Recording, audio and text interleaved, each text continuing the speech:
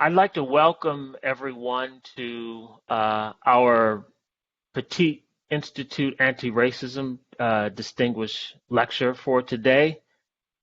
This lecture, which is purposefully scheduled in Black History Month, is part of our ongoing commitment from within IBB to not only keep open a dialogue regarding anti-racism in the cause of diversity, equity, and inclusion throughout our institute, but it's also part of a program of more programming that we plan to offer over the course of the month. And in keeping with Black History Month, I just wanted to begin with a commemoration of Rosa Parks on what would be her 108th birthday, and just remembering her challenge and her defiance in the moment that really started the civil rights movement, and how we can learn from her and from that history and her example in the moment that we face today. You may recall that in the aftermath of the protests around the murder of George Floyd and the outrage over police violence against people of color, we had conversations that are continuing until today. And one of the actions that came out of that was the start of a equity, diversity, and inclusion committee, of which I am the chair. And by the way, I am Ed Bochway. I'm an associate professor in biomedical engineering, chairing this committee, which means I get to work with these great people who you will hear about, or hear from, I should say, in over the course of the next hour or two. Here's our agenda for today. So this anti-racism lecture, to be given by Kamau Bobb, is going to run from 11 to 12. I'd like to encourage everyone to participate actively in the chat for this event. The other members of the committee will be monitoring all of that dialogue and using the questions that emerge from the chat to relay to Dr. Bobb during this hour and the minutes that we reserve after his comments for question and answer. So please do participate actively in the Q&A and in the chat during this next hour. When the hour concludes, we're going to have a panel selected from Georgia Tech leaderships, where we're going to continue to grapple with some of the challenging questions about anti-racism action in institutions like Georgia Tech, and how Georgia Tech can actually make local, national, and even international impact in promoting the cause of justice and equity. And for those trainees out there, for postdocs, graduate students, and undergraduates, Dr. Bobb has also been extremely gracious with his time to make himself available at 1 p.m.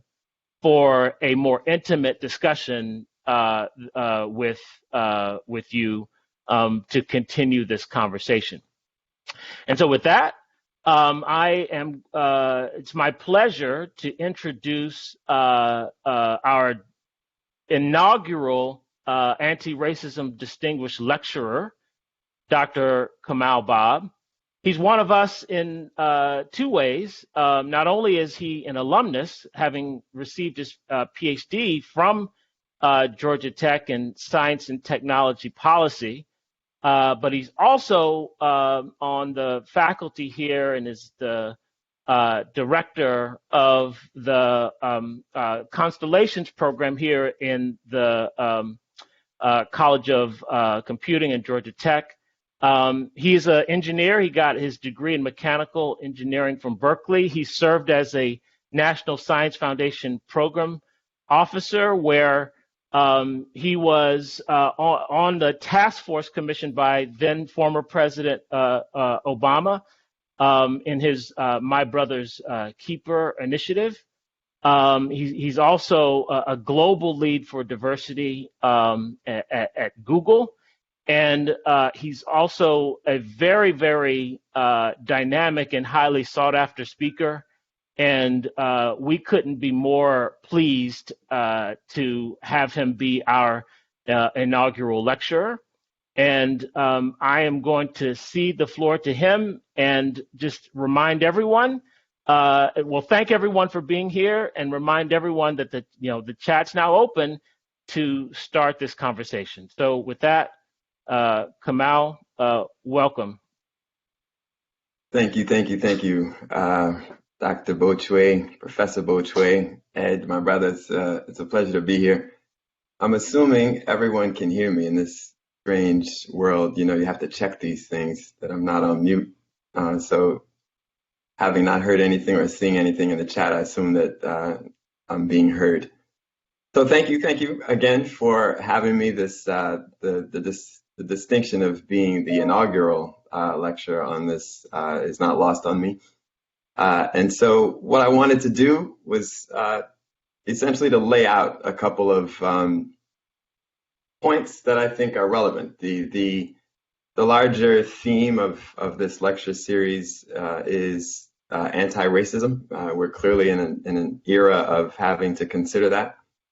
But then I also wanted to address what I conceive of as citizenship in a modern world. And there I think we have some things to consider. When we were organizing this meeting, it was prior to the events of January 6th, which I think have jolted all of us into considering our place in the world, our responsibility in justice and in fairness and in democracy. And so I wanted to root this discussion and all of that relevant, of course, to who we actually are as intellectuals, as technologists, as globalists, and ultimately as students of the world. So let me do a couple things. First, Dean Bea and I were together earlier this week, ironically, at the ASEE colloquium on public policy. And there we had an interesting discussion. So I'll frame it this way.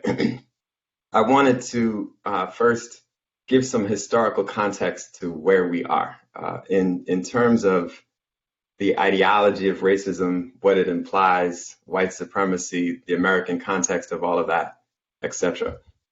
And I know for people my age, in my mid-40s, we think about the old times as if it's ancient history. But I do think for context here and to lay some foundational theory, it's a historical review is important. So in my view, where we are now is historically significant for the following reasons. If we just go back a bit to the first Reconstruction, and I realize that we're students from all over the world. So for those of you who might not know, the American Reconstruction was the period of time after the Civil War, essentially from 1865 to 1877. So that clearly was the most violent, the most bloody, the most deadly war in American history. And what was it about? It was about the reconciliation of the country and to try to expunge it from the evils of slavery.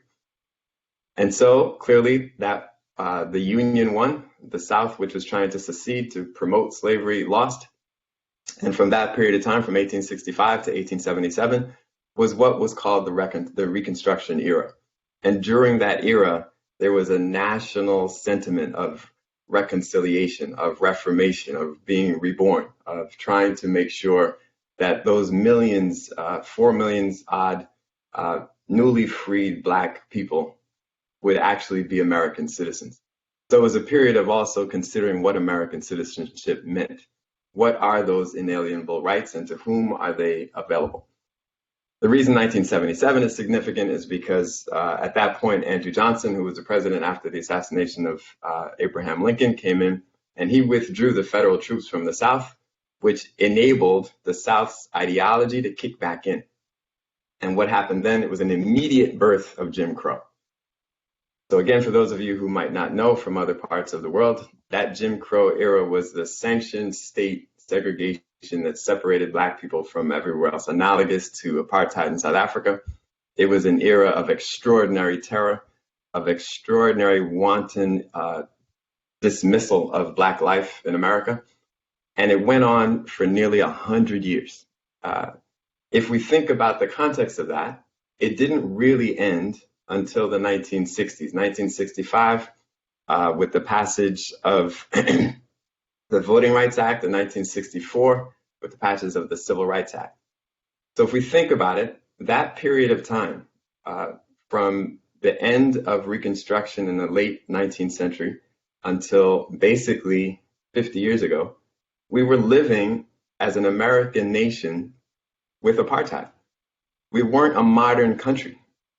Until those acts passed, we didn't have the natural laws that provided value, equal accommodation for all of the American citizens that lived here, particularly Black people, obviously. So if you think about it in that context, which is why I wanted to relive a little bit of that history, modern America is not 60 years old, in its mid-50s, where we have a national orientation towards laws that actually live up to the ideals of the nation. Why is that significant? Clearly it's significant is because we don't have a tradition yet of being a nation that extols its highest virtues. Those laws are brand new, less than 60 years old. And in a historical sense, that means that they're delicate, they're fragile. The ideology against which they're trying to promote equality, justice, and freedom for all is hundreds of years old. But this new set of orientation of having an egalitarian society is less than 60 years old. So that's part of the challenge that we're up against. What does that mean? It means that, again, let's give some reference here to the international context of who we are. I'm from Guyana. My family's all from Guyana in South America. We just got independence from the United Kingdom in 1966. And thinking about, again, what that ideology means. That meant that as a nation, we were owned by the British Empire. Clearly, there was a period of time where the sun never set on the British Empire, so all of us have some experience in some way to the relationship with the United Kingdom. But I want to lay in on what that ideology actually means. So as Guyanese nationals, for example, during the period of time, even after independence, we couldn't adjudicate our own laws. We had to go to the Privy Council in the UK to adjudicate some of the more serious crimes that occurred in Guyana. That's a devaluation of our intellect. It's a devaluation of our autonomy. It's a devaluation of our identity as individuals. Similarly, I know we have colleagues here, Ed among them, Ghana, independence, 1957. Nigeria, 1960. India, 1947.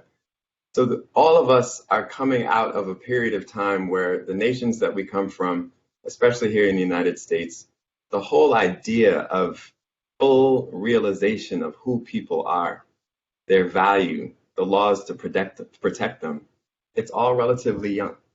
It's all relatively new.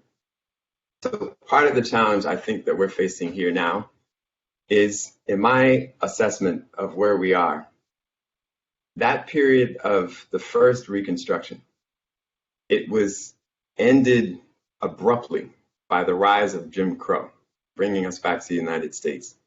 That Jim Crow era lasted 100 years, up until essentially the late 60s and early 70s.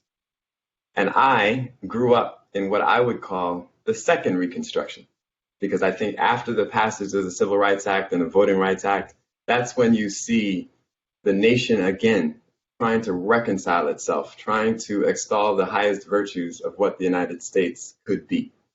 That's when I would argue, even in our engineering world, for students like me, NSBE was born, the National Society of Black Engineers was born in the 1970s, in the early 70s. VESA, the Black Engineering and Sciences Students Association at Berkeley, which is where I went to school, founded in 1968. If you think about all those organizations, SHIP, we, NSBE, NACME, the National Action Council for Minorities in Engineering, etc., they were all born in that same period of time. And what was their objective? Their objective was to try, at least in the engineering space, to reconcile some of the ills that we had been going through for the previous century. And having grown up in that period of time, I think I benefited, as many of my colleagues and friends have too, where we were the beneficiaries of a system that was trying to right wrongs, was trying to reconcile some of the racist ideology that is inherent in the system of the United States that we haven't just had enough time to really expunge from our national identity. And so here we are. If we think about people, again, in my age group, I'm in my mid-40s, my entire life has been in that Second Reconstruction. But people, faculty among us here included, and several of our neighbors and friends who are older than we are, they were born in that previous century where America was not the modern country that we currently think of it as. Those ideologies are part of our institutional memory, a part of our national identity, and none of us are immune from that. So what have we seen? In this Second Reconstruction, I would argue, it began in the early 70s, the late 60s, perhaps if we wanted to put a moniker on it, after the assassination of Martin Luther King. And when did it go up until? Until, I would argue, the end of the second administration of President Obama.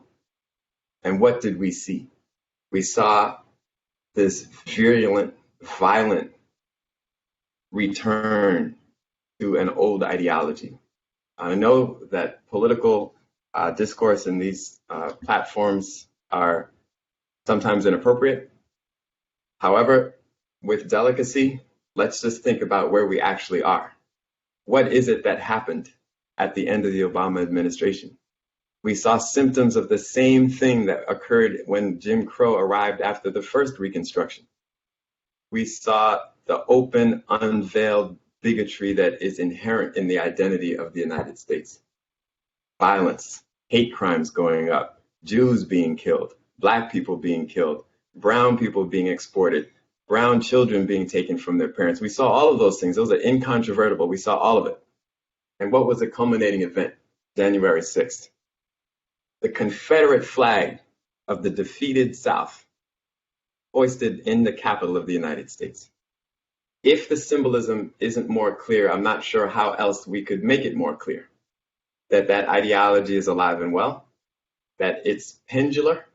We saw the rise through the Second Reconstruction, culminating in President Obama, culminating in what I would even argue was one of the most significant days of his administration, is the day that he offered the eulogy for Reverend Pinckney in Charleston, South Carolina.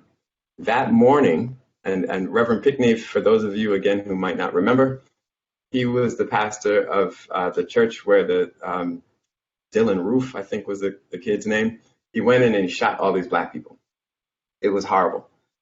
But on the day that President Obama delivered the eulogy, that morning is when they had passed the law for same-sex marriage. And that evening, the White House was painted in rainbow colors. And I think that the culmination of all of those things, the openness, the fairness, the sense of justice, the symbolism of having a welcoming country couldn't have been displayed more clearly than on that particular day. Also reconciling the pain and difficulty of the assassination of those Black people and recognizing the hate that led to it, and at the same time celebrating same-sex love, marriage, and the dominance of human and the fullness of human of character. So where then are we now? I think that it would be to our detriment to not recognize the seriousness of the moment that we're in. The United States has a marketing campaign for itself, which suggests that we are the beacon of light, that shining city on the hill. Of course, we have those virtues, but we also have the virtues that led to the storming of the Capitol on January 6th. We also have, as has been the case down here in Atlanta, as many of you who were here over the course of the summer know, we have gun-toting kind of Trumpian, don't tread on me folks were pointing guns at people. I've experienced it myself. And what is that a symbol of? It's a symbol of this pendular swing that we're in. So with that, what I wanted to do is to make plain how delicate the timing is of where we are. We can't escape the fact that this ideology is inherent in the identity of the United States. I think we're in a moment here that is clearly important because the significance of where we decide to go. Do we decide to go to foster the best of the American virtue, or do we retreat into the worst of its possibilities? Because to suggest that one is true and the other isn't is dishonest. That moniker that's always out there, that this isn't who we are and this isn't America and this couldn't possibly be here, given that I'm from the West Indies, given that we are an international body of people, I don't believe any of that. We are both of those things. We can have high virtues and do horrible things at the same time. All countries are capable of both good and evil. So I think for us specifically, to bring it down so we can have a discussion here, to us, who are we? It's clear that we are an intellectual class, however you might interpret that. But given the fact that we're brought together because of our connections to Georgia Tech, we are innately an intellectual class. So what does that mean in terms of our own responsibility? In our specific disciplines as technologists, as engineers, we have to be conscious of the moral and ethical responsibilities that are incumbent in the fact that we're so highly educated. And we are specifically at a time where the technical frontier is the driving economic and social and cultural force globally.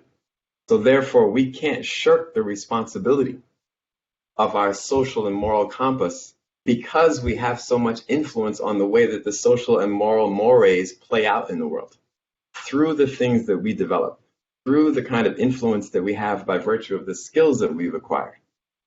It's absolutely important that we pay attention to this other divide that's taking place. We sit essentially at the intersection of the technical frontier and the social striation that's going on in the country at the moment. And I would critique us in the following way. Typically, the kind of education that's necessary for us to get STEM education, either science or technology or engineering or mathematics or what have you, it tends to devalue the humanities. It tends to devalue the emphasis on history. It tends to devalue the way that we pay attention to global affairs, global history.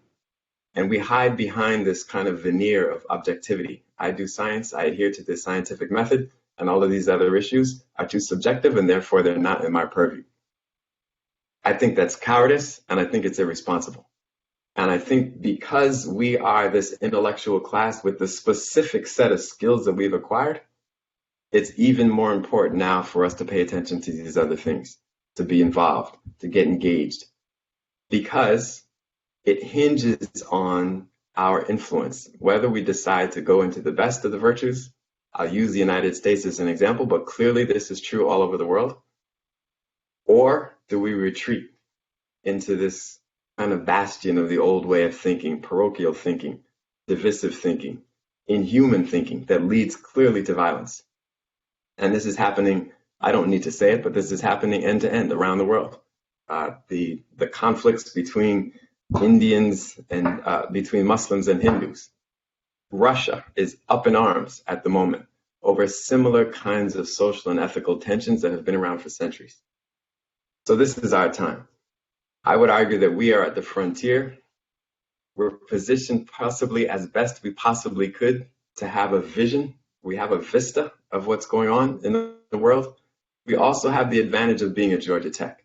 And let me give a plug here for Tech. We're all here, but I'll take privilege in suggesting that the nature of our international composition here gives us an added advantage, because then we can understand through studying together, through working together, through designing together, through innovating together, what it means to have acquired the kinds of skills that we get in these various points of origin, different kinds of schooling systems in different places, different cultural orientations, different kinds of expectations of what you do with education in the culture from which you come. I would argue that that's a tremendous asset, but it's something that only is an asset if we pay attention to it and we use it and we understand it and we value it, and not retreat into our separate parochial corners from which we've come. So my charge is to you and to myself is to identify who we are.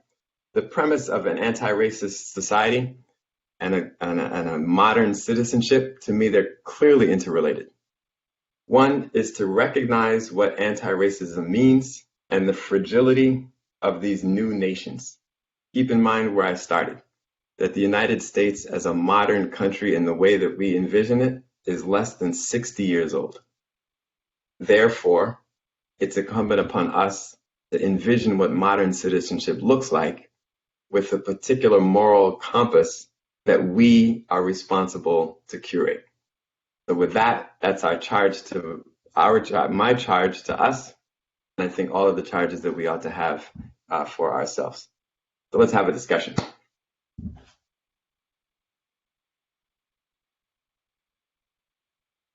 Okay, so thank you, Dr. Bobb. Provocative as always. We have several questions in the Q&A, and I'm just going to fire them at you, and and we can grapple with them as best we can. So based on the likes, I'm going to start with. Looks like we have a multi-part question here, but let me try to break this one down for you. So this one, you can reserve the right not to answer, because I guess this might be a hot button issue for you because it's because Google is involved. But let me give you a backdrop. So this person's asking about something that's kind of been in the kind of the news media regarding Google having fired an AI ethicist, Timnit Gebru, and the firing gained some notoriety because it was quite unceremonious. And given the nature of her work and how it speaks to kind of this moment that we're in around technology, STEM and and diversity and race, it felt somewhat inconsistent that a company that espouses allyship in this effort toward equity and diversity would act in a way that seemed so, to some, in opposition to that. And so I guess what the person's really asking is that, if a company like Google that gains so much respect and admiration and who can espouse rhetoric that's very consistent with anti-racism ideas that meet this moment that we're in, if they don't match that rhetoric with actions that are consistent, what does that say about where we are? All right, so y'all trying to start out hot. Okay. Well, I think I don't have any trouble with reconciling these two things. I think that there's certainly, and again, for those of you who don't know what this question may be about, Dr. Timnit Gebru is a research ethicist, as Dr. Bochwe pointed out, and she was recently dismissed from Google in December, and it was all over the news. It was in NPR and the Washington Post and the New York Times and so on and so forth. And then communities, particularly those that are advocating for equity in computing, especially for women of color, were enraged by her treatment. And let me add another layer, just for disclosure. She got a PhD in computer science from Stanford, and she's one of only 3 Black women to have done so in the last almost 2 decades. And so the level of her accomplishment and even her advisor, just so I can be plain and transparent here, even her advisor, Fei Li, is also famous. So I don't want to hide behind, talking points, but I recognize that what she was after is equity within the Google organization to make sure that there are more voices, races, ethnicities represented in the space in which she operated, and also by virtue of the actual work that she did, that we can understand the social implications of artificially intelligent machines and some of the biases inherent in that and the effects that those could have on Black and Brown communities and those who are not even aware that these technologies are affecting them. So let me just lay that out first. So to the heart of your question, I would make the following analogy, and please trust that I'm not using this to abscond on responsibility. But to be an American citizen or an American resident right now, when we're also watching agents of the state kill Black people with their knees or strangle them or shoot them, or American citizens storm the Capitol, where they're extolling the virtues essentially of the most basic forms and symbols of racism. How do we reconcile that? Here we are in the United States. You and I are here. We don't espouse those values, but we're part of a community in which those values exist. And I think the parallel to me is direct. So yes, Google, I'm a part of that mechanism. So I myself am trying to work as best I can to expand the way that computing works as a partnership with Google. My own ideology is one I would think is leaning towards justice, towards fairness, etc. Several of the people that I know that work there have a similar ideology, but at the same time, things like this happen. So to me, it's unfair to say that you can't have both. And that's the simplicity of the narrative in the way that we've kind of approached these issues, that if something egregious happens and all of a sudden nobody believes in it, that's not true. If that were true, if you take my analogy to the logical end, then we would all leave the United States because the state itself turns on Black people. So what should I do? Should I go somewhere else? No. I have to be here to battle, to fight, and to be honest about the duality of those two things. So that would be the way that I address that. Hope that's helpful. Thank you.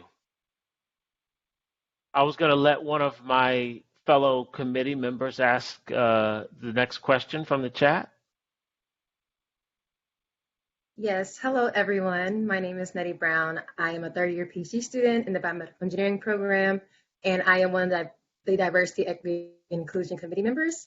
So our next question from the chat is, for our institutions of higher education that are perennially committed to diversifying STEM fields, why haven't we seen more substantial change with regard to diversity? And on that note, how do we reconcile the growing support for anti-racist ideas with a related field that hasn't changed in decades? So it's a loaded question. So what do we do now moving forward? Well, on the first part, I think there's several challenges. One, particularly in STEM fields, since this is the Petit School of Biomedical Engineering, so let's deal with engineering. So on the engineering side of things, is it Petit or Petit? Petit. Petit. Right? Petit. Petit. Petit. Petit. Yeah. Forgive me. So in the engineering realm, if we think about it, the greatest proportion of Black undergraduates receiving engineering degrees happened around the early 90s. It was somewhere between 1989, 1991, in that period of time. And that, again, was, I would argue, right in the heels of, in the midst of that second Reconstruction, as I was alluding to. But then your larger question is, well, why hasn't there been significant change? Why haven't we seen in departments like ours, in Atlanta, which is 52% Black, why don't we see Black people all over the place in in the Petit School of Engineering at Georgia Tech. Well, then we have to deal with, again, this is going to be a recurring theme, but we have to deal with the structure in which we're actually operating. So Atlanta is, and I've said this repeatedly all over the place, it's the second most segregated city in America.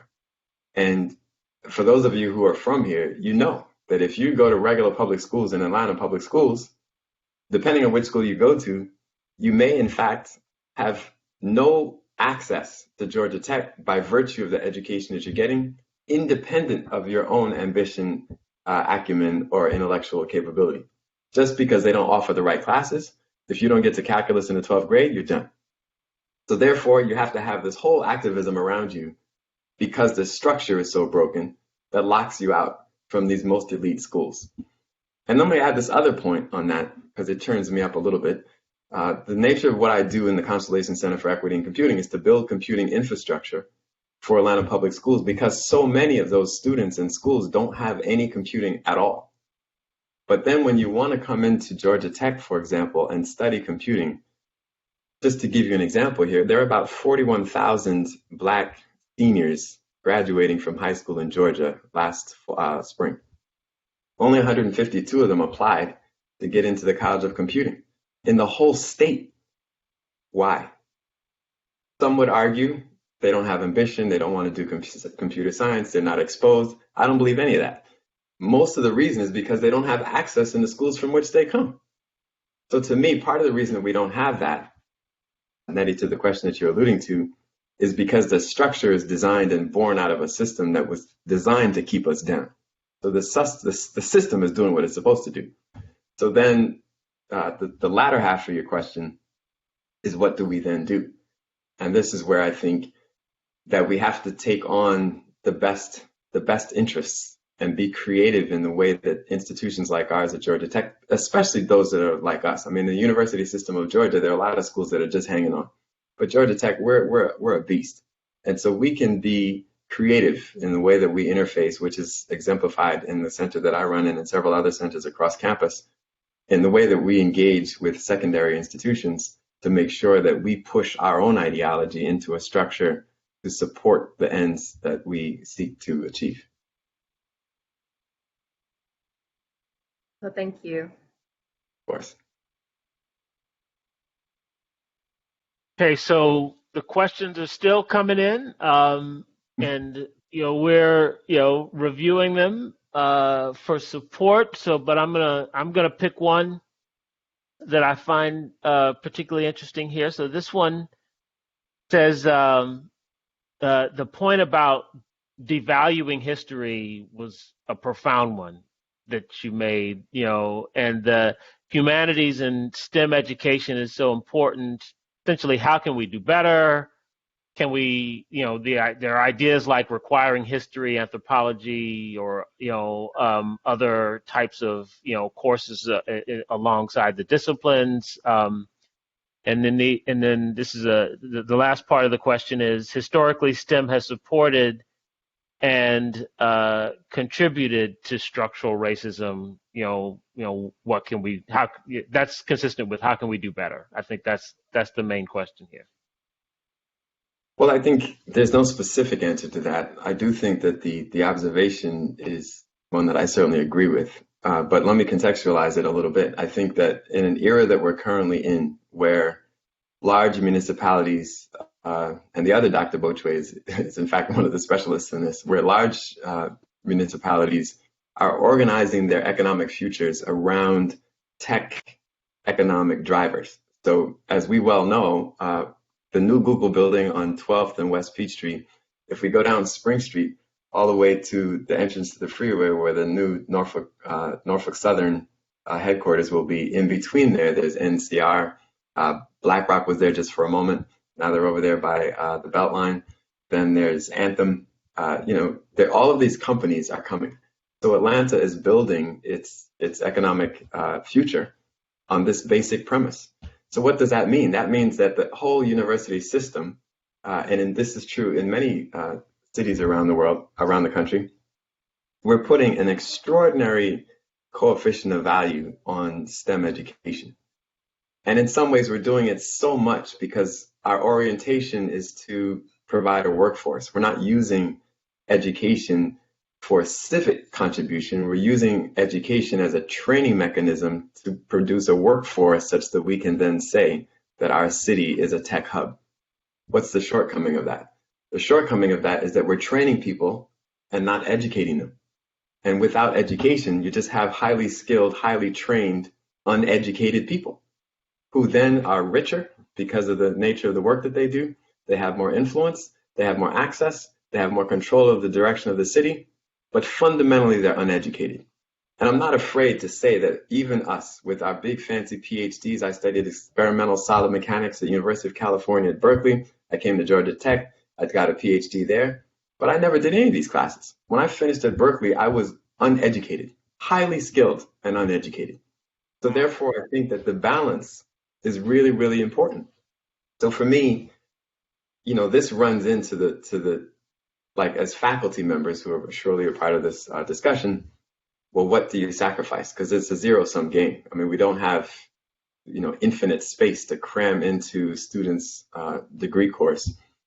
But I do think that some critical questions have to be asked about what's worth sacrificing and at what cost, to make sure that the kinds of things that are involved in having the most influential degree holders, and I say that cautiously in our group here, are also well versed in the social aspects and implications of the work that they actually do. Can I use my moderator privilege before I yield to another one of my committee members? Because I think some people want you to expand on something you just said about skills versus education. And, what exactly, can you expand on that? What do you mean by it? What are its contours and implications? Sure. It's the distinction between those goes back generations, but if you recall, Dr. John Henrik Clarke used to talk about those things relative to race. So his argument was that you educate white people and you train black people. And so how does that play out? So being highly skilled is where you can see that the in the K-12 space, for example, because the standardized tests that we value are social studies, English language arts, math, science. But because there's a perennial underachievement in math across the country, but especially in the South, what do? We over-index on math. So students go to math class 15 times a day. And they do that at the expense of understanding history or social studies. And then when we get into the university, we have whole systems that are trying to incentivize students to study engineering, to study the natural sciences, etc. And to be clear, I'm not saying that doing that is wrong.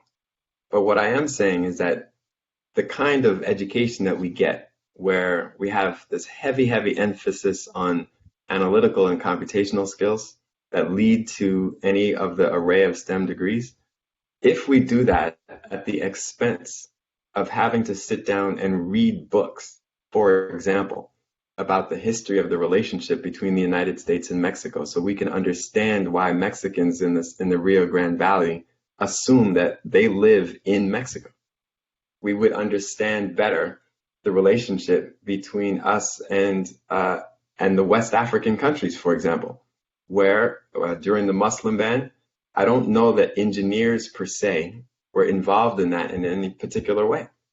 But it clearly implicates the work that we're doing. If we then say that we support an anti-Muslim ban, how do we then regard our colleagues and friends who are coming from Pakistan and India? And typically, engineers don't know. We have no idea what's going on in those two places. Why are they fussing? What is Narendra Modi talking about? We're not taught those things. So that's essentially what I'm alluding to, that we be more complete given the responsibilities that we have. Thank you. I'll yield to the next member who will introduce themselves and ask the next question. Hello, my name is Adiola Michael. I am a postdoctoral fellow and I'm here as the postdoc rep for today. One of the questions that's in the chat right now is, how can we use technology to promote Black identity and uplift Black communities? At the same time, how do we challenge the discriminatory design practices in tech that continue to reinforce social hierarchies?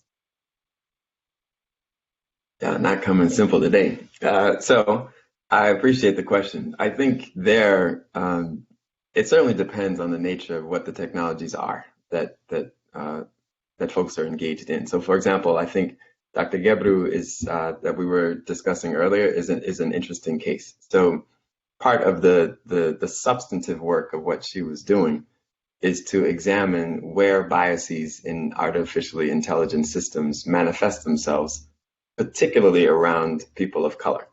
So in search engine results, when the classic examples that people talk about is where you search for monkeys and you get the faces of black people or vice versa.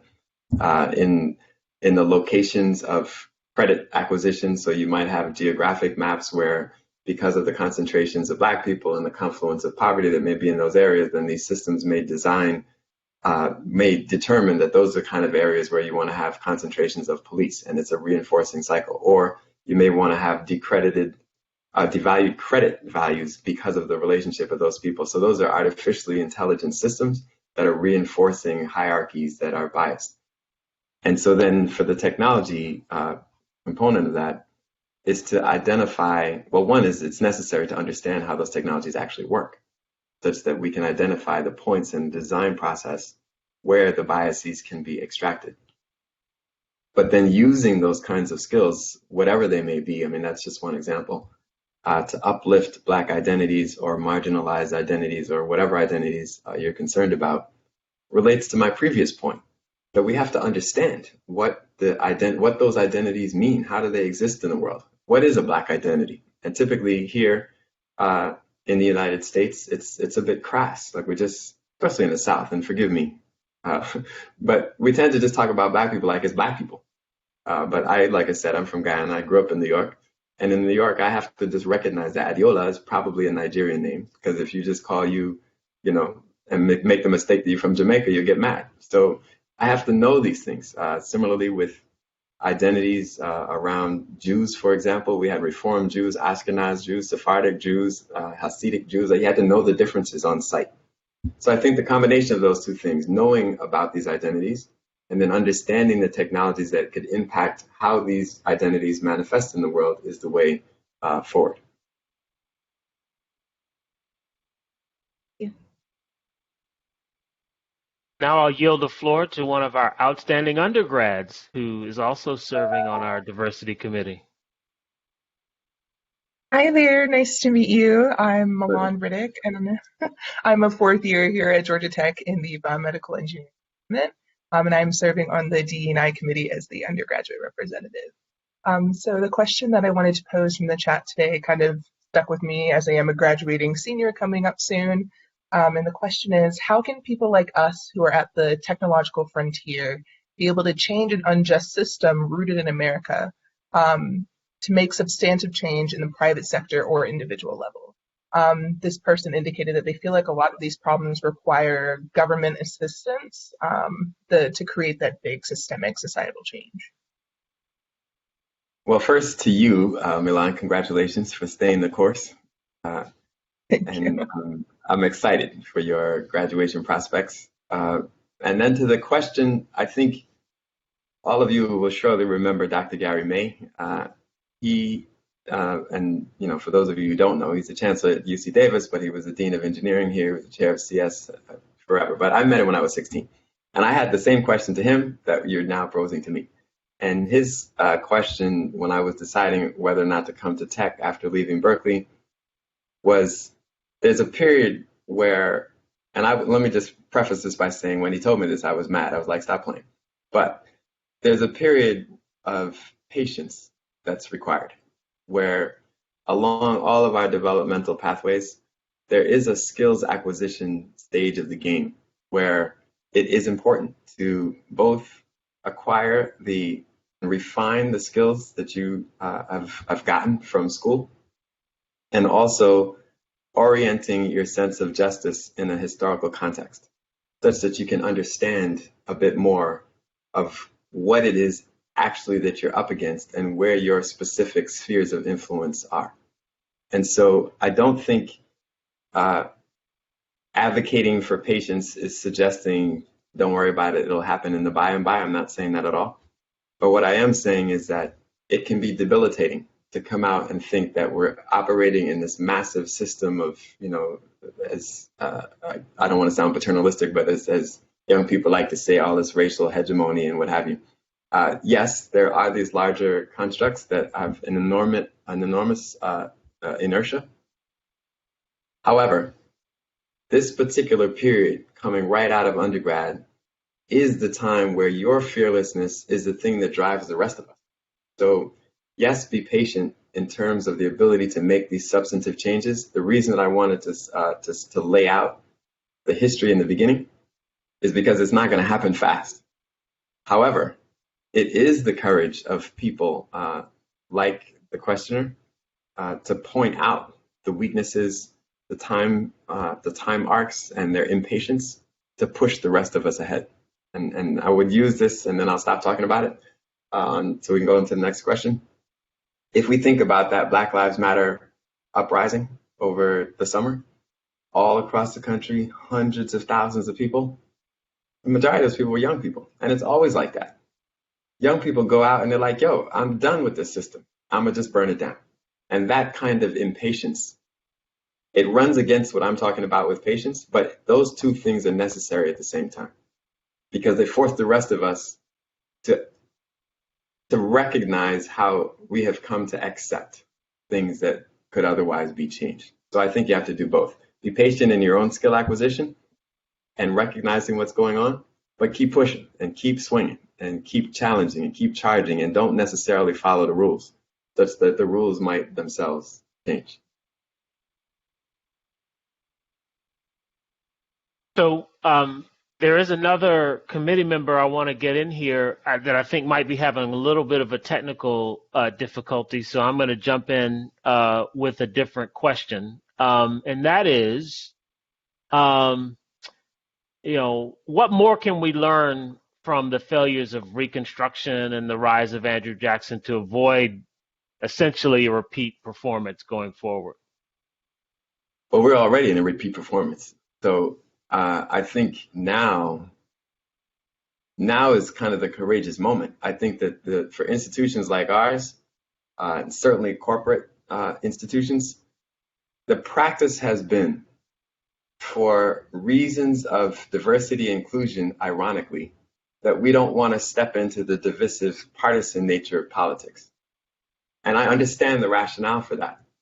However, and here let me make a gross analogy, which some might disagree with. But if we were in a position in the early 1930s and the rise of the Third Reich, what would companies like Siemens, like an analogous Google, like the major universities in Germany, what would they have been doing? If not the same thing, to say, well, this is political mess and we don't want to get involved. And I understand that the knee-jerk reaction to that may be that these are not analogous systems, but I disagree totally. And so I think that what more we can do now is to be far more forthright in what we're facing. As institutions, we have to have positions where we put a flag in the ground. And if that means that there are certain faculty members or certain students or certain partnerships that find what we're saying offensive because we're choosing the side of inclusion, diversity, equity, and justice, so be it. And we're willing to take the risks, the litigious risk. We're willing to take the hit in terms of their wanting to go off and do other things and say crazy things about us on Twitter and online and what have you, or even leaving and not coming. But so what? If that's the case, then the cost for the price and path of justice, we'll take it and we'll pay it. And I think that institutions like ours, as robust as we are with a nearly $800 million research budget, we can do it. Smaller schools might have to kowtow a little bit because if they don't get the revenue, they'll close. But we're not in that position. So I think organizations like ours have a real responsibility to be absolutely clear which side, which team we're on. And then if you're not on our team, you're against us. And that's it.